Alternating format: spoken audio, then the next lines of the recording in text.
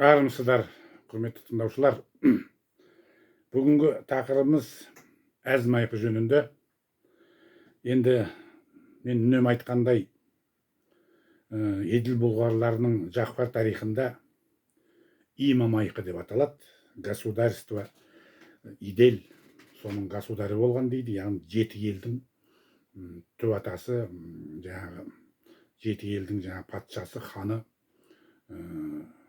има майқы болған дейді. Яғни ол Авестада айтылған ықиям екенін айттық, иә, майқы дегенімізді. Және де сол Авестада мен оны үнемі айтамын, біздің аталарымызды поэт и правитель, абыз ақындар деп айтады. Мына кейінгі кезде өздеріңіз білетін шығарсыздар, мына әулиелердің басына барғанда батаны өлеңмен, жырмен беретін елтілер болады, көбінесе әйелдер, иә, батаны береді. Міне сол абыз ақындықтан қасиетті кітаптың бәрі жырмен түскен. Міне абыз ақын дегеніміз осы. Енді қазір мына Иса пайғамбар туралы айтып отырмын ғой, жаңағы біреу жазыпты, жаңағы түбі қалмақ болса керек, ой, мынау Иса пайғамбарды Христос дегенді қыр әз тос деп айтты деп. Бүгін ғана сол Фейсбукқа жазған едім, сол менің қырық қыздарымның бірталайы мықты қыздар ғой. Фейсбукта отырады, қазақ десе жаңағы жеген асын жерге қоятын қыздар. Соларға жазған едім, маған жазып, Қайрат аға, біз сізді оқып жылап отырмыз деп. Өйткені енді қыр әз тос деп айттық қой Христостың, иә. Енді неде Коринфяне деген тарауында сол жаңағы киелі кітаптың камень этот Христос дейді. Бірақ бұларға аз болғандай, онда жарайды дедім да, мына Голубиный книгада былай деп айтылады. Чесо ради камень этот нарицается Христос дейді. Оны қазақ тілімен айтатын болсақ, не үшін бұл тасты Христос атаған дейді. Қыр әз тос дейді. Өйткені дейді, ол тас біздің Царь Небесный Христос соның қолында болған дейді. Сондықтан біз, яғни еврейлер Жошуа дейді, Жошу дейді, ол жойшы, жайшы деген сөз. Христос деген қыр әз тос, яғни сол Мағдай қара жырында айтылғандай, сол тастың күшімен жаңбыр шақырта алған, жауларын күйрете алған, және де адамды тірілте алған.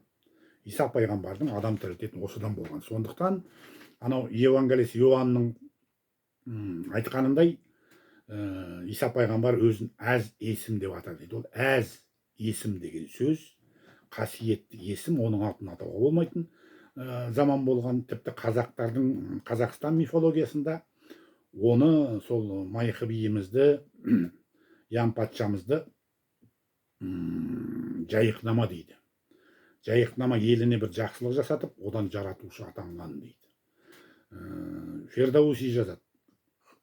Джимшит до того возгордился, что назвал себя Богом дейді. Иосиф Флавий айтады, мен оның атын атай алмаймын дейді. Міне Иоанн, ол Құбан деген сөздің бұрмаланып кеткені ғой, оның әкесінің аты Зеведей болған. Зеведей, Сүбедей екеуінің есімдерінің проформасы Сұба адай, арбалы адай, қаңлы деген сөз. Тарихи деректерде Малый Юэджи, Большой Юэджи дейді. Осы Малый Юэджи дегеніміз қаңлы, Большой Юэджи дегендеріміз адай болады. Адай мен таз, үйрек пен қаз дейді. Қазір осы таз жөнінде айтатын боламыз. Енді мынау өткенде айттым ғой, Серікбол Қондыбайдың айтқанында баба түкті шашты әзиз дегеніміз таз болған деп. Сонда алғашында мен түсінбеген кезде, қалай ол шашты деп тұрады да, ол таз болады деп ойлаған едім. Ал енді Бақытжан Рәсенбек этнограф қой, шежіреші, бір сыдырғы. Сол дұрыс айтады. Негізі ол шашты әзиз емес, шашы таз деген сөз дейді. Оны мына Жүсіп Қожа деген жаңағы қожа, мына сол нені жазған, айтқан жеткізген Қыз жібек жырын, Алпамыс жырында соның аузынан айтылған әңгіме Жүсіп Қожа. Сондықтан мен ойлаймын, бұл баба түкті шашты әзиз деп осы қожалар атап алып, және де Алпамыс жырында оны есекке мінгізіп қойған жаңағы осы Жүсіп Қожа болса керек. Өйткені қазақ ғалымдарының зерттеулері бар, Алаш тарихи зерттеу орталығының Қыз жібекті зерттегендері бар. Сонда бұлар жалпы кейбір зерттеушілердің айтуынша екі қожа бәрін былықтырған дейді. Екінші қожа деп Бақшайыш қожадан тараған Мұхтар Әуезовті айтады. Бірақ Мұхтар Әуезов ондай неге барған жоқ жаңағы фальсификация. Ол кісі қайта Қыз Жібек пен Төлегеннің тарихы шын болған оқиға деп. Бірақ Ақынжанов деген тарихшы бұны зерттемей қойған деп жазып кетеді қайтыс болардың алдында. Ал Жүсіп Қожа, сол зерттеушілердің айтуынша Жүсіп Қожа нағызында Бекежан емес, ол Қыз Жібектің төрт атадан қосылады Қыз Жібекке, өзінің ағайыны деп айтылады. Бекежан халық батыры болған, оның ұлы Таймас Бөкенбай батыр екеуі табын ұлы отан соғысын жариялаған қалмақтарға қарсы. Сондықтан Шайх Ислам ұлы Жүсіп Қожа кімнің орнына, расында да Төлегенді өлтірген Андижаннан қашқан ұры қожа Кескентеректің орнына Бекежанды жаздыртып жіберген деп айтылады. Осы жөнінде мына Оралдың арғындары менен мақаламды рұқсат алып сұрап, қазір кітапқа бастырып, яғни біз Бекежанды ақтап алдық. Сонда мен жазған Бекежан емес, ол Кескентерек өлтірген деп. Міне осыған қатысты міне кеше ары бері біз ойландық. Расында да мына енді баба түкті шашы таз, ол адай мен таз екеуінің бірі ғой. Адай маңғыт дегенім түбі сол алшын адайлар болады. Көрдіңіз бе? Ол адай ешқашан есекке мініп жүрмейді де. Сондықтан Серікбол Қондыбай айтады ғой, адайды түйесіз, түйені адайсыз айту мүмкін емес деп. Бәлкім бұл жерде Қыдыр ата түйесін жетектеп келген Қыдыр атаны есекке мінгізіп шашты әзиз деп. Ол бәрі қожалардың араластырғандар, жаңағы осындай бұрмалағандар. Енді қожалардың бұрмалағандарына қатысты мен Төлегөтай, Өкіреш Төлегөтай деп жаңағы келесі менің лекциям болады. Сол кезде тағы да сіздерге айтып беретін боламыз. Яғни ол ешқандай да баба түкті шашта жез емес, ол есек мінген емес. Ол жаңағы баба түкті шашы таз, мықты әулие болған. Бірақ оның заманы бері. Сондықтан қарақалпақтардың пікір жазып отырғандары, яғни Алпамыстың заманы көк түріктің заманы дейді, ол дұрыс емес. Көк түріктің бізге ешқандай қатысы жоқ. Қазір ДНК сараптамасын мен оқыдым, ғалымдар жіберді. Яғни солардың бір мазарының сүйегін зерттеген ғой, сол Ашин әулетінің ұрпағы. Ол моңғол тектес халық дейді. Түркменге жақын ДНК-сы. Тіпті қырғызға да жақын деп айтады. Көрдіңіз бе? Моңғол тектес халық екені дәлелденген мәселе. Ал моңғол тектес халық тілі бөтен, бізге үш қайнаса сорпасы қосылмайды. Сондықтан Орхон жазуларына қатысты тіл білімші лингвист біздің бір ағамыз Моңғолиядан келген кезінде Ермұрат Бапидің қасында жүрген ағамыз айтқан еді. Орхон жазулары қазақ пен моңғол тілінің араласып кеткен тілі деп. Біз албат адам оны оқып түсіне алмайды. Қаржобай Сартқожалы сияқты Моңғолияда өсіп өнген адам болмаса, моңғол тілін жақсы білген адам болмаса, оны дұрыстап айта алмайды да, оқи алмайды. Яғни Маратов атқан ағамыз сол лингвист тіл білімші солай деп айтқан еді. Сондықтан көк түрік заманында Алпамыстың еш қатысы жоқ. Жалпы Алпамыста таз болған. Шықшытында Полумесяц Айшықтың жаңағы несі болған.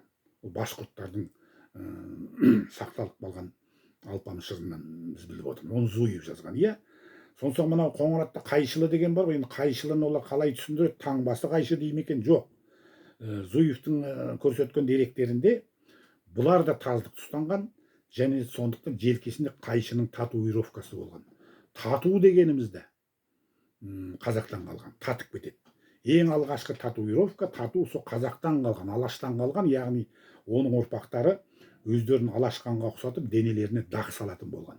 Кейін дақтарымыз жолақ, жолбарыстық сияқты болып кеткен, кейін суреттерге айланып кеткен. Міне татуировка, тату дегенімізді қазақтан қалған, қайшылы дегеніміз осы болады. Енді осының бәрін айтып кеттік. Енді мынандай қызық әңгіме шығып жатыр.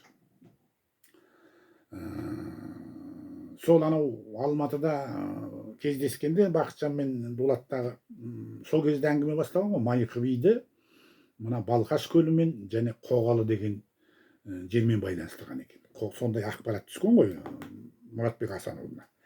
Міне сол барып келгенде, өткенде айттым ғой барып келді деп. Қоғалы ойық деген жер. Ойық. Ықтағы ой. Ол да жер ұйықтың атауы. Бағадыр Сүлеймен таудың атауы. Адыр дегеніміз төбешік. Құран кәрімде көтерілген төбе деп айтылады. Ақбауыр белгілі Ортау дегенде жер бар екен. Көрдіңіздер ме? Енді бұған ақпарат түсіп тұр, бұл жерде жатқан Зайыр деген деп ақпарат келіп тұр дейді. Зайыр деген ол арабтың сөзі емес, біздің сайер деген сөз. Сайдың ері, Саид дегеніміз глава рода западном крае деп Мендабилу кітабында айтылады. Ол да сол сайдың қожасы деген сөз, Саид қожа дегеніміз. Сайбек дегеніміз мынау Қабанбайдың түп атасы, сайдың бегі деген сөз. Сондықтан Құтлық Саид дегенде сайдың бегі деген мағына береді. Жаңа күшліктен қалған ұрпақ, мысалы Найманның ханы күшліктен, Қарақатай бәйбішесінен қалған оны Құтлық Саид дейді. Ағнайманды Құбан Саид дейді. Көрдіңіздер ме? Сайдың бегі сайға қатысы. Ол сай осы біздің Құба сайымыз ғой. Құба сайымыз. Сай сары, сары сай деп айтылады. Арабияда көбейіс аталып кеткен, иә. Сайеке дегенімізді сол біздің подписчиктеріміз айтып отыр ғой, аталарынан қалған әңгіме, әжелерінен қалған. Міне былай деп жазып, мен әдейі жазып алғам. Қазақты жамандауға болмайды, қазақ десең Сайекең кетеді деген дейді деп айтушы еді әжем дейді. Қазақта үлкен күшке ие қасиеті Сайеке деген әулие өткен. Соның үшін қазақты балағаттауға, жаман деп айтуға болмайды. Солай есте сақтау керек деген деп айтқан екен. Көрдіңіздер ме? Яғни Сайекең бар, Сайерің бар. Оның бәрі Ян патша болды. Ян патшамыз өзіңіз білетіндей, ол біздің Има Майқы, яғни қазақ арасында Майқы би атанып кеткен. Ешқандай да Шыңғыс ханның тұсында мен айтқандай Майқы би деген адам болған жоқ. Оны ұлы жүздегілер кітабы жазып, оны уәзірінің бірі Майқы би деп, ол жай қиял мен фантазияға беріліп лақап айтқан ғой, ештеңке оны білмеген, түсінбеген. Міне осы жатыр дейді, иә. Көрдіңіздер ме? Яғни Майқы би деп түсіп тұрғанын ақырында Сайер. Енді араб тілінде Зайыр анау мынау деген әділ деген енді әділ ғой. Яма прекрасный дейді. Сол кісі айтылып тұр ғой. Бірақ та енді мен ойлаймын, ол ғалымдар 3-ші ғасыр 3000 жыл бұрын, не болмаса Бақытжан Рашид айтқан 4,5 жыл бұрын бұл пирамида тұрғызылған, иә? Біз айтқан пирамида. Ол заман емес, мысалы. Ол заман емес. Сайекенің, Сайерінің, яғни Има Майқының Жақпар тарихында ол заман емес, ол тым ары заман. Онда неге осылай түсіп тұр? Кімге? Неге бұлай біз ойлаймыз, пирамиданың түсіп тұрғанын, мысалы. Пирамидаға қатысты мына кімге ақпараттың түсіп тұрғанын. Оны түсіну үшін мынаны айтайық. Мына Наймандардың шежіресінде Тағылым деген не бар? Тағылым деген шежіре кітабы бар. Негізбай Қарпық деген үлкен шежіресі жазған. Сонда бұлай мынандай мысал келтіреді. Жарылғап деген бір жігіт айдалаға келе жатады, бір төмпешіктің қасына қонады. Сол кезде Боранбай би әулие мықты би болған ғой. Қабанбайдың қасында жүрген. Содан аян келеді. Сен маған мазар тұрғыз дейді. Содан Жарылғабың оянып атып тұрады да, ауылына шауып барып, киіз үйін көшіріп әкеп, содан Боранбай бидің мазарын тұрғызады. Көрдіңіздер ме? Аян берілген. Қасиетті адамнан, әулиеден аян берілген. Әулиелік қасиеті болған ғой, әулие деп айтпай-ақ қой, Боранбай бидің әулиелік қасиеті болған. Көзіне талай, оның аруағы көрінгенде талайдың. Сол сияқты мына Ораш ағамыз өткенде, иә? Дәулетбай бабасы келеді да, мен мұнда жатырмын деп айтады. Міне осындай жағдай болған сияқты. Ал егер Жүсіп қожа Сейдахметұлы бұны бұрмалаған болса, есекке мінгізіп баба түкті шашта жейді. Мен ойлаймын, бұл жерде орыстар, өткенде айттым, коммунистік партияның орталық комитетінде бақандай институттар болған. Қазақтың тарихын бұрмалау үшін. Қырғызды бұрмалап керегі жоқ, өзбекті бұрмалап керегі жоқ. Оларды қырып атып, алашордашылар сияқты мыңдап қырып ешқандай керегі жоқ. Олар әлі күнге дейін көп нәрсені білмейді. Ал алашордашылар бәрін білген, бәрін атып тастаған. ақсақалдардың бәрін носитель идеологии деп Голощекин еврей. Ол бекерден бекер атқан жоқ қой. Еврей білді ғой қазақтың кім екенін. Сол аттырған. Міне Фейсбукта жүрегім ауырып қалды, көрсетті қалып байғұс ақсақалдарды қатарынан тізерлеп отырғызып қойып желкелерін атып өлтірген. Сол фотосуретті орыстардың өздері шығарып отыр. Вот почему казахи русских ненавидит деп жазыпты. Байғұстар отыр. Әшейін кінә жоқ. Кінәсі олардың әулие халықтың ұрпақтары болғандықтан. Сол ежелгі тарихымыз айтып жүргендіктен бәрі кінәсі сол. Солай қырған оларды. Айтады ғой жаңа 3000 қазақты қырғанда қырғыздан 3-ақ қырғызды атқан деп мысалы. Көрдіңіздер ме? Міне соның дәлелі міне Мұратбек Асанұлы сияқты, менің айналамда жүрген жаңағы азаматтар, қыздар сияқты жаңағы аян алып көп нәрсені айтып отырған. Өйткені біз сол Махабхарата айтылған народ связанный с богами халықпыз. Авестада айтылған абыз ақын халықтарымыз. Міне сондықтан бұда бұрмалап жібергенде мына Алпамыстың жыры бас аяғы жоқ жыр болып тұр. Міне мысалы, мен сол қайтадан ойлап зерттедім. Жаңа Балқаш көлінен маңайына келдік деді ғой, асты. Атылып тасып қайнаған жылы бұлақ дер еді, басында бір қараған дейді. Басында бір ғана қараған тұр, моласы жоқ, тамы жоқ, төңірегі жалаңаш дейді. Көрдіңіздер ме? Міне, ары қарай ештеңе айтылмайды. Ары қарай енді анан үзіп жіберген ғой. Ол яғни сол жерге қонған, моласы жоқ, тамы жоқ, басында бір қараған, сол жерге қонған кезде бұларға аян берілген. Көрдіңіздер ме? Сендер маған мазар тұрғызыңдар деп. Меніңше. Сол кезде міне былай деп айтылады. Жердегі тасты жинап алып, бір жерге бәрін үйеді, тас үстіне тас қойса қиюына келеді дейді.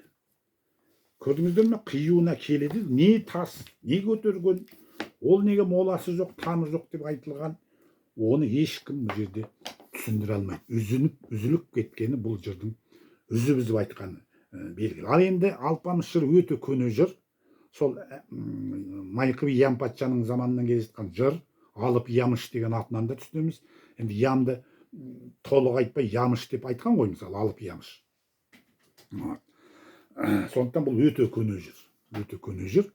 Сондықтан ана Зира Наурызбаева біліп отыр деген нұсқада Шәкәрім қажының жаңағы ислам қағидасында айтылған алдыңғы ұлдар мен кейінгі қыздар туралы әңгіме бар.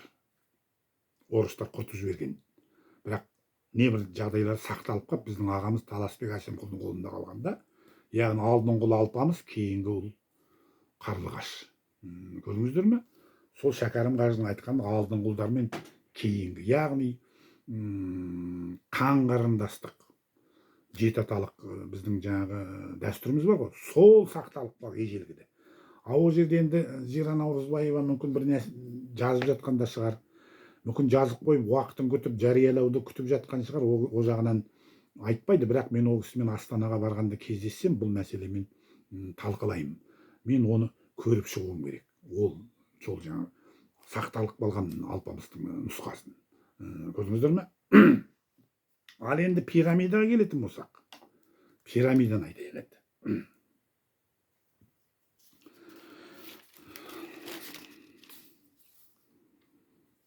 Пирамида. Енді мына Мысырдағы пирамиданы мен айттым, кітабымызда да жаздық жаңағы.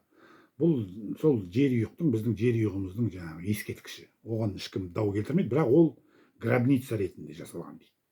Мына жерде мысалы ана аян бергеннен кейін бұлар көтерді ғой пирамиданы. Сол жерде астында ана Майқы би, имам Майқы, яғни қалды меніңше. Көрдіңіздер ме? Ал енді ғалымдардың айтуынша пирамиды Мезоамерики служили пристанищем мировой горы, на котором, согласно поверьям, жили боги дейді. Яғни біздің жерұйықта құдайлардың жүргенін айттық. Мына еврейлердің Шехине деп айтады екен. Шехине деген место присутствия Бога, құдайдың жүретін жері дейді.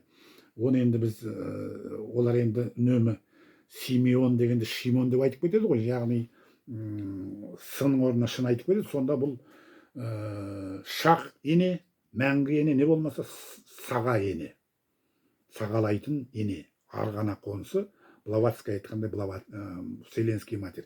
Міне америкалық үндістерің де, яғни место пристанище мировой горы. Мировой горы деген тек қана сол біздің жер үйік, на котором, согласно поверьям, жили боги. Құдайлардың тұрған жер дейді. Енді Иса пайғамбар айтады кезінде.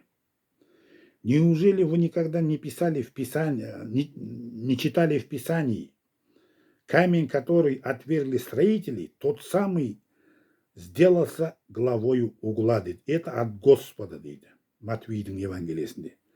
Бұл краеугольный камень деген христиан қағидасында әңгіме бар. Сол жаңа қиюына келеді деген сөз, сол краеугольный камень болады. Сол краеугольный камень соның қиюына тұрады. Тас үстіне тас қойса қиюына келеді деп, бұлар ступенчатый пирамида жасаған. Бұл төмендегі тұғыры дейміз ғой, фундамент. Сонымен санағанда 7 қабат, 7 ел. Көрдіңіздер ме? Имам Айқы сол 7 елдің патшасы болған. Енді қараңыздар, сол қасиеттік Иса пайғамбардың атына қатысты былай деп айтылады. В тот день жертвенник Господу будет посреди земли египетский, дейді. И памятник Господу, дейді, у пределов ее, дейді. И будет он знамением и свидетельством о Господе Саваофе в земле египетской, дейді. Көрдіңіздер ме? Саваоф құдайдың тұратын жері, дейді. Ал Саваоф дегеніміз ол славяндардың құдайы деп аталады. Бірақ айттық қой, Израиль ұлдарының, яғни ежелгі еврейлердің тілі біздің тіл болған. Бұл негізі Сыба-от деген сол. Сыба деген арба, от арба әулеті. Қытай деректерінде холм мастеров колесницы дейді, Авестада қанха дейді, арбалы деген сөз. Еврейлердің деректерінде Енох сын арбы дейді. Ол Сыба оты деген сөз. Көрдіңіздер ме? Сыба әулеті. Не болмаса Сыба ата деген сөз болса керек. Екеуінің біреуі. Көрдіңіздер ме? Яғни сол Сыба оты дегеніміз біздің тілден болған. Ол міне солардың салған міне құдайын қараңыз. Төбесінде 3 бұрыш тұр. Ал қай жерде 3 бұрыш тұр? Ол сол біздің жер үйіктің міндетті түрде жаңағы кітабымызда міне көрсеткендей мынау міне 2-3 бұрыш тұр мысалы. Мына 2-ші басылымындағы міне қараңыздар, мынау Шығыс Қазақстанда табылған 3 бұрыш қиянның несі. Көрдіңіздер ме? Яғни бұл Сыба оты деген сөз еврейлер Сыба от деп жазып қойған, Саваоф деп кейін бұрмаланып кеткен. Мен алдында айтқанда Егова дегеніміз, Құба, Құбасайдың иесі деген сөз. Егованы қараңыздар міне. Ол да 3 бұрыштың ішінде тұр. Егова, Құба. Яғни Израиль ұлдары дегеніміз біздің аталарымыз болады. Көрдіңіздер ме? Енді олар Бог воинов деп айтады, жаңа Сываот, енді ол жауынгер қалыппыз ғой мысалы. Олардың мағынасы өзгеріп кеткен, бірақ атауы қалған. Содан кейін мына жерде осыған қатысты мен айтайын, орыстарым 3 рет айтады. Свят, свят, свят деген ол Сыва ата, Сыва ата, Сыва ата деген сөз. Тіпті святой деген Сыва ата ойы деген сөз. Ол тек қана біздің Сыва атамыз, Әл-Шәмші, Имам Айқы, Яма прекрасный. Авестада айтылған. Көрдіңіздер ме? Енді мынаны айтайық сіздерге. Мынау америкалық үндістердің дәл сондай пирамидасы ғой, баспалдақ пирамидасы, соның біреуінің атауы алтын ха екен. Бұл алтын деген сөз ғой біздің. Енді бір атауы қара көл екен. Қара қол, не болмаса қара көл болуы мүмкін. Қопан деген атауы бар екен. Ламан ай дейді. Ман ай деген, ай адамы деген сөз бар. Көрдіңіздер ме? Міне сонымен қазір біз осылай деп ойлап отырмыз. Енді Мұратбек Асанұлына түсіп тұр ғой негізі. Енді мынау бір орыс ғалымы жазған екен, менің орысша сөйлеген пікіріме қатысты. Қайрат Зарықпан эзотерика это не наука деп. Жоқ, олар үшін не наука. Ал біз үшін абыз ақын халықтың ұрпақтары үшін казахи связанные с богами, құдаймен байланысты халық болған үшін құдайлармен біз үшін эзотерика ғылым. Көрдіңіздер ме? Енді мына кездейсоқ сәйкестік па? Біз мына институт қабырғасында мен логика деген сабақтан оқушы едік. Сол кезде айтушы еді, кездейсоқ сәйкестік деген ешқашан болмайды деп. Көрдіңіздер ме? Яғни Мұратбек Асанұлы Астанаға анау Бақытжан деген бауырымыз ағайынымыз жаңағы Дулаттан Мұратбектің телефонын алады. Мен айттым, ана Бақытжанмен кездесті дедім, міндетті түрде кездеседі. Сол кезде Майқы би туралы әңгіме басталады.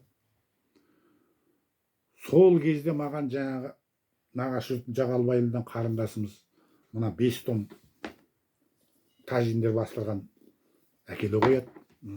Көрдіңіздер ме? Сол кезде құрбан шалына қалады.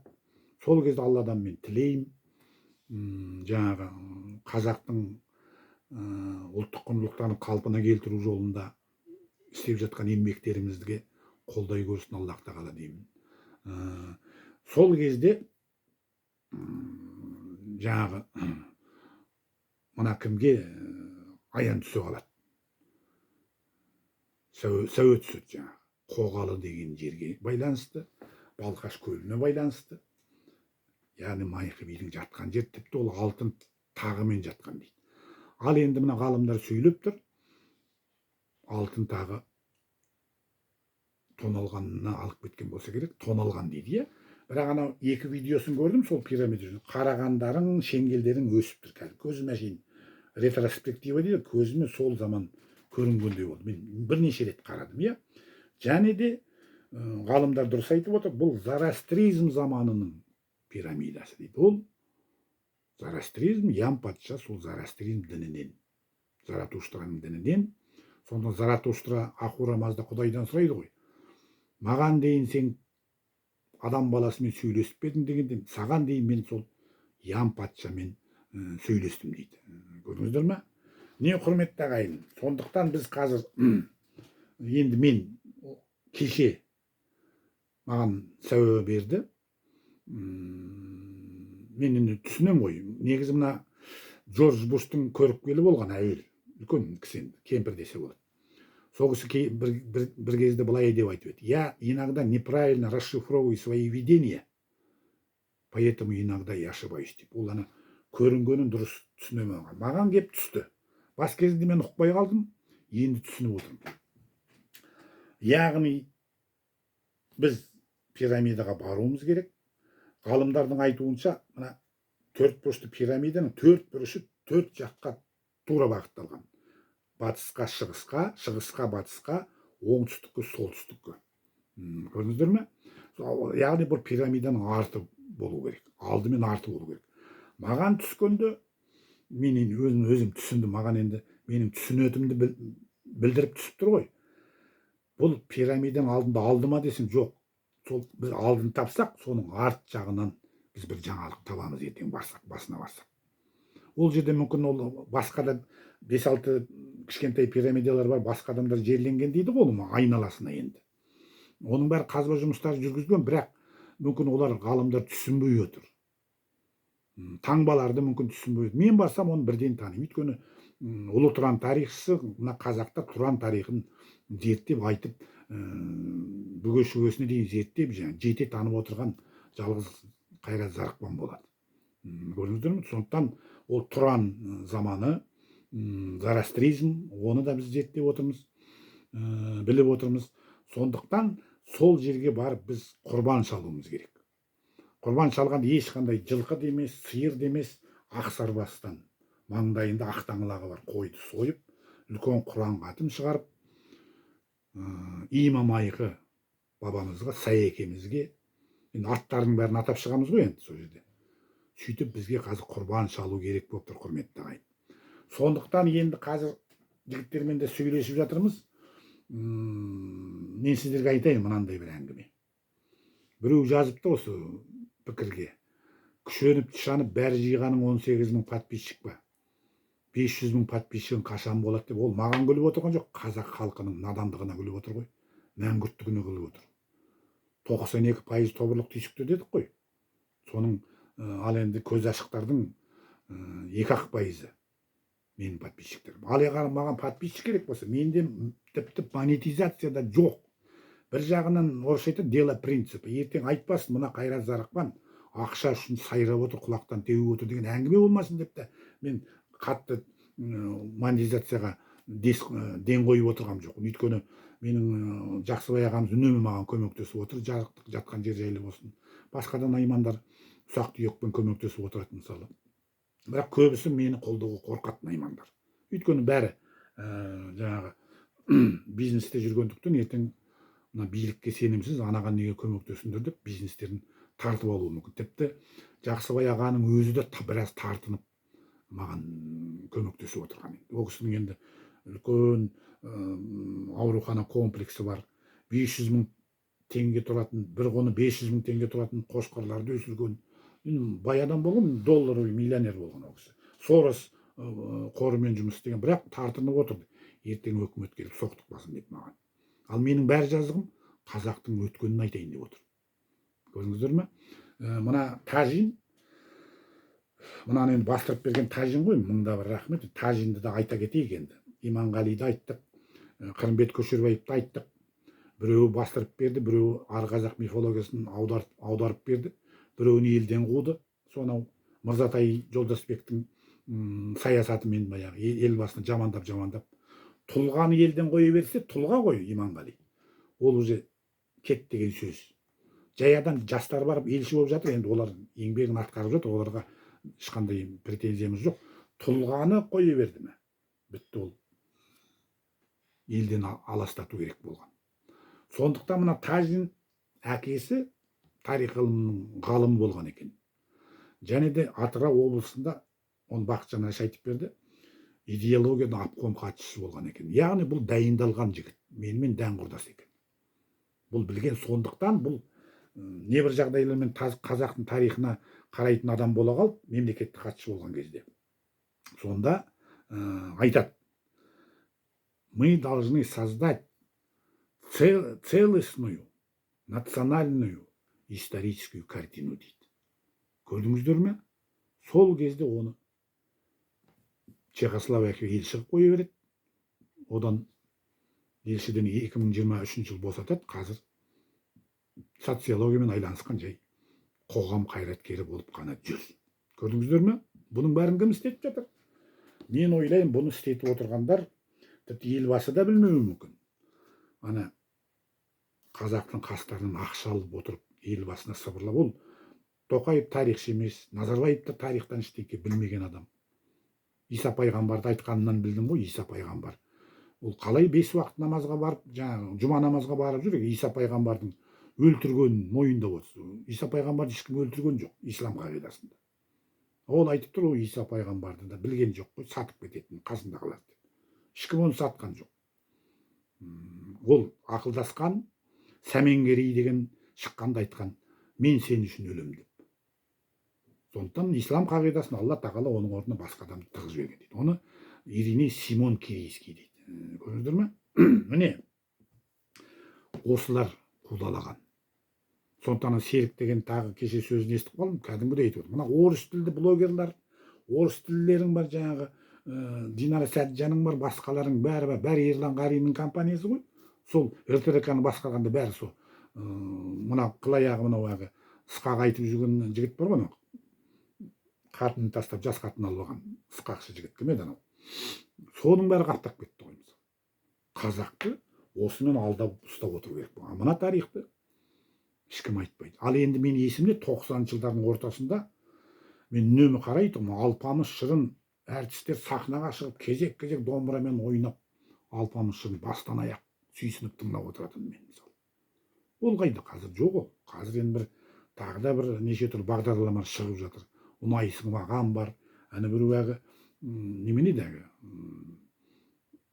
жастардың үйленетін бір тақырыбы, бағдарламасы бар. Оның бәрі қазақты сол мәңгүрт күйінде ұстау үшін бағытталған жұмыс болып отыр. Көрдіңіздер ме? Міне осы тұрғыдан алғанда ол демеушілік те болмайды. Монетизация жаңағы ол да болмай тұр. Алайда мен мысалы подписчик іздесем, мен шыққан тегіме қатысты. Менің де әкем обком хатшысы болған. орталық комитеттің мүшесі болған, жаңағы жоғарғы кеңес депутаты болған, Дінмұхамед Қонаевтың шәкірттердің бірі болған. Көрдіңіздер ме? Мен көп білем. Мен осының бәрін қойып енді Қонаевты айтып отырсам, ол елдің бәрі, блогердің бәрі оттап жүр, ол өтірік, оның бәрі өтірік. Қонаевты айтқандар да өтірік, Назарбаевты айтқандар бәрі өтірік. Ал мен арасында жүрген адам, мен бір анау аппарат президентіне Болат Исқақов деген бар. Кейін анау нелермен бірге сотталып кетті ғой, жаңағы Сыра королімен бірге. Сол тұмсығын шүйіріп сыздап қалған біреу екен алғаш танысқанда Астанада. Сонда мен кім екенімді айтқан, ей, мен сен ана Дәулет Тұрлыхановты көрдім, Серік Қонақбаевты көрдім деп отырсың ба дедім. Мен әкемнің қасында жүргенде дедім. Қонаев менің басымнан сипап, Назарбаев арқамнан қаққан жігітпін деп бірден ұқтым кәке деп содан түсінді. Мен соның бәрін айтып отырса, мен мына руханият тастап. Егер маған подписчик керек болса, мен байқадым. Анау Бишімбаев туралы әдейі сөйледім, мен қазір 1 миллиондай ақша тауып қойды екем. Екі орысша қазақ сөйледім ғой, қанша просмотр болған, құдай сақтасын. Қазір міне 1000 просмотрдан аспайды. Егер мен ақша қуған болсам, мен қазір ертең шығарайыншы, Рыжий Алмазды менің досымның үйінде өлтірген Испанияда десем, қанша просмотр бар. Менің досым Александр Чупиннің үйінде өлтірген. Біздің Өскеменнің жігіті болған. Негізі оның ол орыс емес, шешесінің атынан жазылған, ол тайландық болған, әкесінің 60-шы жылдар бері қашып келген. Соның үйінде өлтірген, мен білем қалай өлтірілген бәрін. Оның әкесі де дұрыс білмей отыр.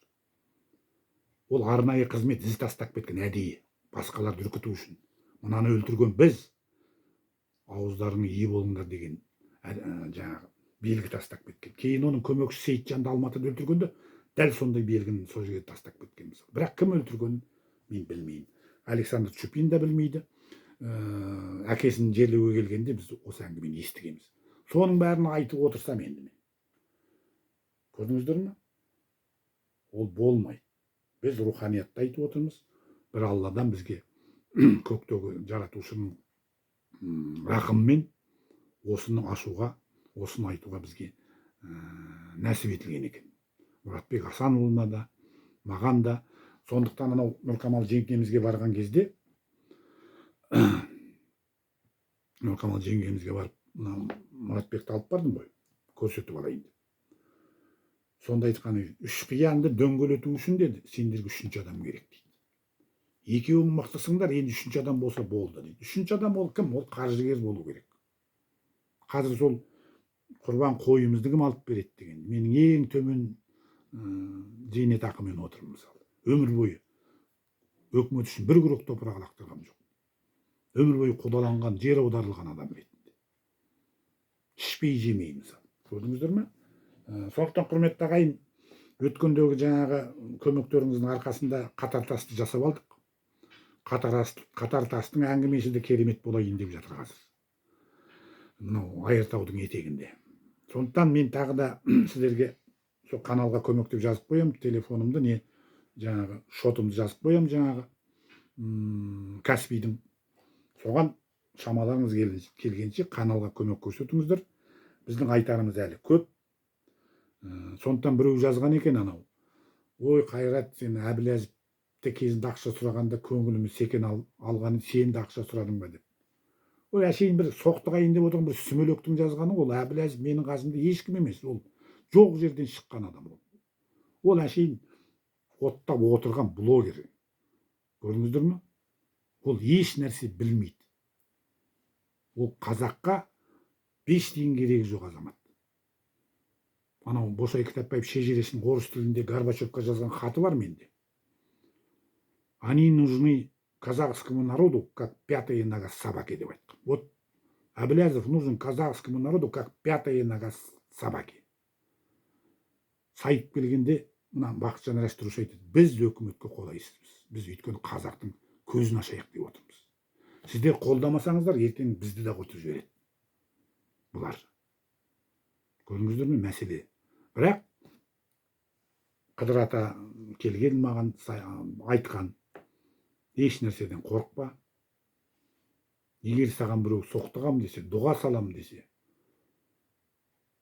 оны мен қайтарам. Ол адам сал болып қалады деген. Сал болып, кімнің сал болып қалатынын біліп отырсың. Сондықтан мен ештеңеден қорықпаймын. Сондықтан сионистер жөнінде маған бір ескерту түсті. Мен жанашырларым телефон соғып айтып жатыр ғой. Байқаңыз Қайрат аға, сізді сионистер тыңдап отыр деп. Сонда Нұркамал жеңгемізге барған кезде, Нұркамал жеңгеміз құмалақ жоқ, сенің қорғаушыларың өте мықты, саған ештеңе істей алмайды деген еді. Көрдіңіздер ме? Оның үстіне мен 21 аруақтың қолдауын алып арнайы құрамға атым шығартқызғам кезінде. Мына Тоқбергендерге, ата жолдағы. Сондықтан менің біз деп жазатыным сол, менің артымда аруақтар тұр. Мен деген әңгімені айтпаймын. Аруақтар теріс айланып кетеді. Біз деп жазатын себебі осыдан. Көрдіңіздер ме? Біз аруақты халықпыз. Ақ ұдайым оңдасын, Қыдыр ата қолдасын дейді, құрметті ағайын. Міне, бүгінгі әңгімеміз осымен тәмам болды. Кейін мынау мегалит тастар дейді, міне Айыртаудан Жаңғыз тас деген жаңағы Сүлеймен тауға ұқсаған тастарды алдында да бір айтып кеттім ғой. Осы жөнінде жаңадан бір деректер шығып жатыр. Оны да бұйыртса айтып беретін боламыз.